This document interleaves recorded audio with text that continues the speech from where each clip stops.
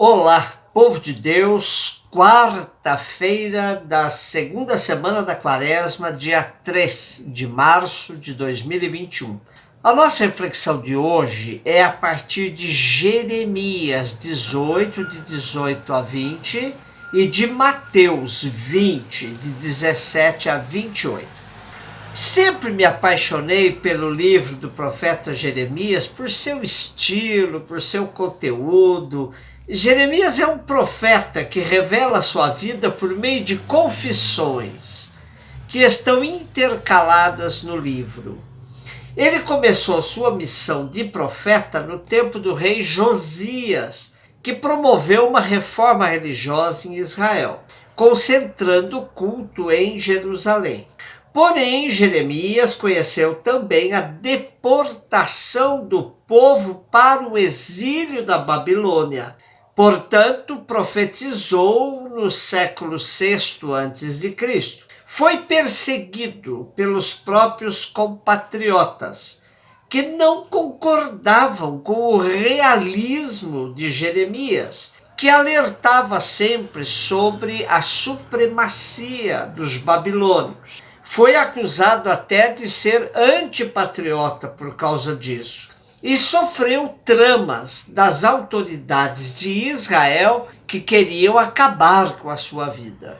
O nosso texto de hoje é uma parte de uma das suas confissões, que convido a todos que leiam até o versículo 23, não parem no meio, no 20, pois lendo completinho dá o sentido exato dessa confissão. Na primeira parte, que é a de hoje, Jeremias apresenta a Deus o que ele anda ouvindo a seu respeito. Vinde e tramemos uma conspiração contra Jeremias, porque não nos faltará a lei se faltar um sacerdote, nem o conselho se faltar um sábio, e nem a palavra divina por falta de um profeta. Vinde, vamos difamá-lo e não prestemos atenção às suas palavras. Jeremias diz a Deus o plano homicida que estão tramando para acabar com ele. Ele tem consciência de que sua vida corre perigo.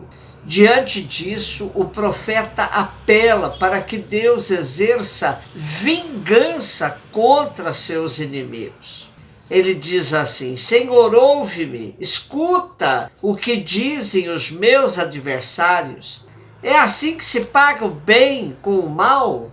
Abriram uma cova para me tirarem a vida. Lembra-te de que me apresentei diante de ti, a fim de interceder por eles e afastar deles a tua cólera. E os 3 versículos que continuam esta lamentação, confissão de Jeremias, revela que o profeta está pedindo a Deus que aplique a lei mais dura contra seus inimigos. Vejamos o que ele pede. Diz assim: Tu, Senhor, conheces os planos deles para me matar. Não acobertes as culpas deles, não apagues de tua presença os seus pecados, sejam derrubados na tua presença, age com eles na hora da tua ira. Jeremias suplica a Deus que não seja conivente com o plano de morte das lideranças de Israel contra ele.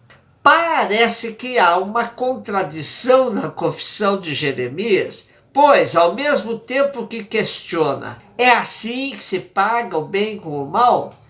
Quando sofre as ameaças dos poderes de Israel, ele pede a Deus que aplique a lei mais dura contra eles.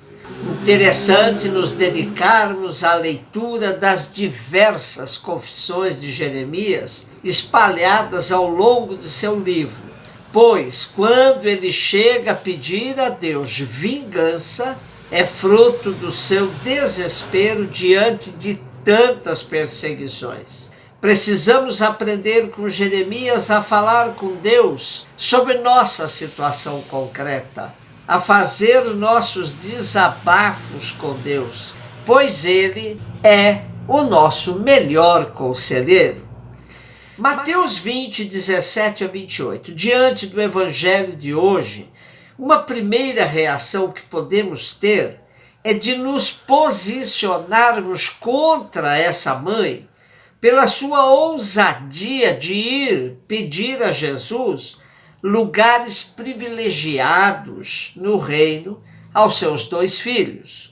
Passada a primeira reação, percebemos que esse desejo por poder e privilégio está enraizado no coração de todos. Interessante observar que imediatamente antes do pedido da mãe, Jesus tinha anunciado aos 12 o que iria acontecer com ele, como consequência de sua prática e de seu ensinamento.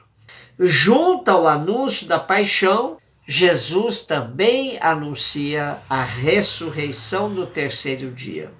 Nesse contexto se dá a aproximação da mãe de Tiago e João para perto de Jesus. Se lermos a mesma mensagem em Marcos, veremos que o pedido decorre dos próprios irmãos Tiago e João, e parece que esse episódio é tão escandaloso que Mateus ameniza colocando a mãe como autora do pedido, pois mãe é mais fácil de se entender que tenha esse pensamento do que os próprios discípulos. Tanto em Marcos quanto em Mateus, a primeira reação de Jesus é dizer: não sabeis o que pedis. Depois de longa caminhada com Jesus, vendo sua prática, ouvindo seus ensinamentos, era de se esperar que tal ambição não aconteceria mais entre os discípulos. Aqui a mãe sai de cena e Jesus se dirige diretamente aos 2 e lhes pergunta: podeis beber o cálice que eu estou para beber? E eles responderam: podemos.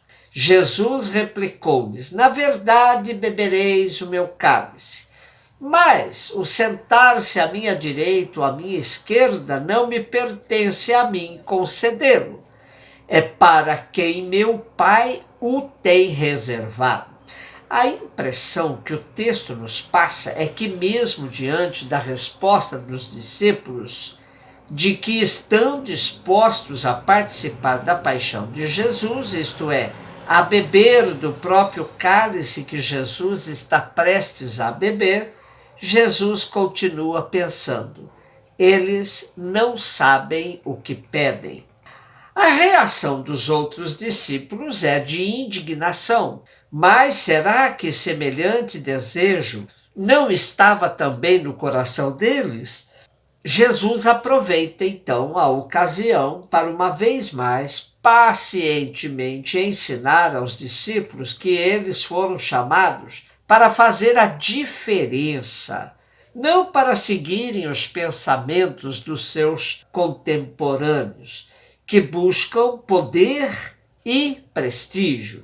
Jesus chamou-os e disse-lhes: sabeis que os chefes das nações as governam como seus senhores, e que os grandes exercem sobre elas o seu poder.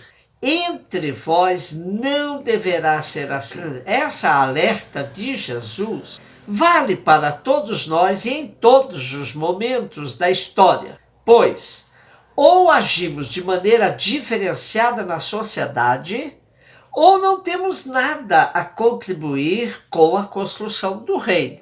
Aqui está um obstáculo concreto para a eficácia do processo de evangelização. Se não estamos dispostos a propor e a viver os ensinamentos do Evangelho nas relações humanas, fraternas, não de poder, ninguém acreditará em nossos discursos. Nada mais contrário à evangelização do que um líder religioso autoritário, ambicioso, buscador de poder e de prestígio. As palavras de Jesus precisam ressoar com força em nossos ouvidos. Entre vós não deverá ser assim. A ambição pelo poder não pode ocupar o coração de um discípulo de Jesus. Apenas o desejo de servir.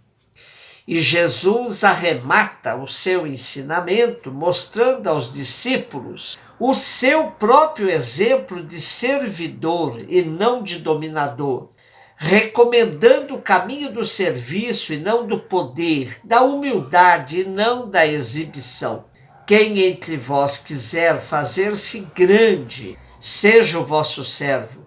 E quem no meio de vós quiser ser o primeiro, seja aquele que serve. Também o Filho do Homem não veio para ser servido, mas para servir e dar a sua vida para resgatar a multidão. Um beijo no seu coração.